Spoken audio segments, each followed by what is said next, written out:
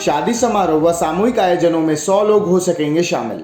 Lockdown में लगी बंदिशें महीने बाद धीरे धीरे खुलती गई।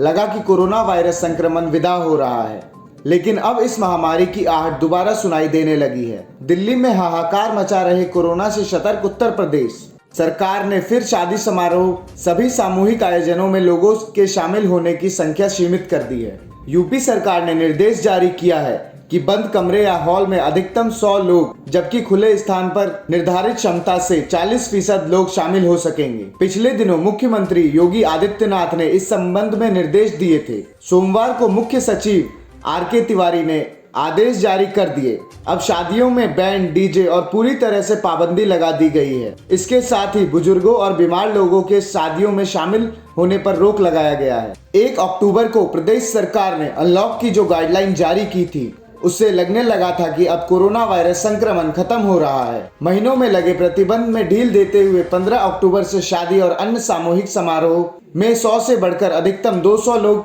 के शामिल होने की अनुमति सरकार ने दी थी।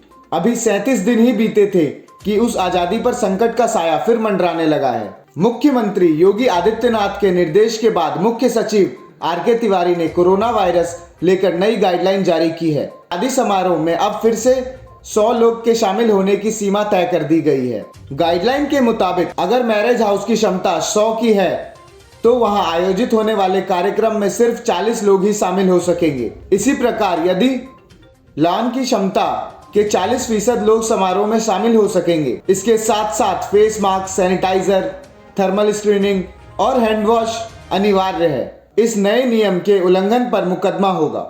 शादी में बुजुर्ग, बीमार और बच्चे को आमंत्रित करने से बचने के निर्देश दिए गए हैं। कोविड प्रोटोकॉल का उल्लंघन करने पर धारा 144 और 188 के तहत कार्रवाई होगी।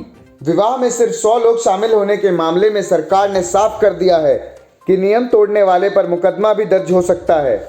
केस तो दर्ज होगा ही, साथ ही बड़ा जुर्माना भी वसूलने की तैयारी है। संबंधित थाने में शादी समारोह की जानकारी देनी आवश्यक है। शादी समारोह के लिए जिला प्रशासन से अनुमति भी लेनी होगी। निर्देश है कि स्थानीय प्रशासन कोरोना नियंत्रण को लेकर अतिरिक्त व्यवस्था भी करता है।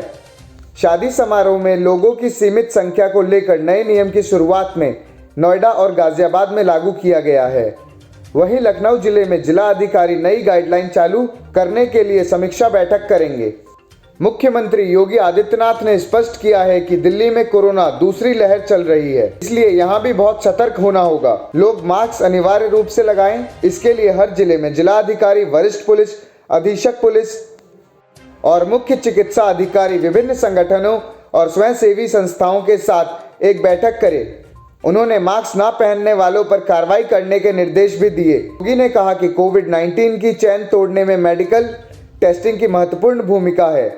इसे ध्यान में रखकर प्रदेश में टेस्टिंग पूरी क्षमता से करें।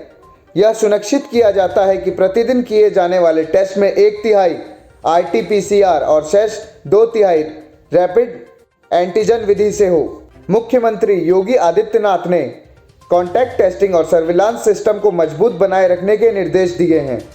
उन्होंने कहा है कि बाहरी राज्य से आने वाले लोगों की अच्छे से कॉन्टैक्ट टेस्टिंग करें। रेलवे स्टेशन और एयरपोर्ट पर सभी की स्क्रीनिंग हो। एम्बुलेंस सेवा सक्रिय रहे। गृह, नगर विकास, राजस्व, स्वास्थ्य और विकास विभागों के पब्लिक एड्रेस सिस्टम का उपयोग की जागरूक किया जाए। जुड़े रहें क्वेश्चंस न्यूज़ के साथ। पल पल की जानकारी आपको मिलती रहेंगी।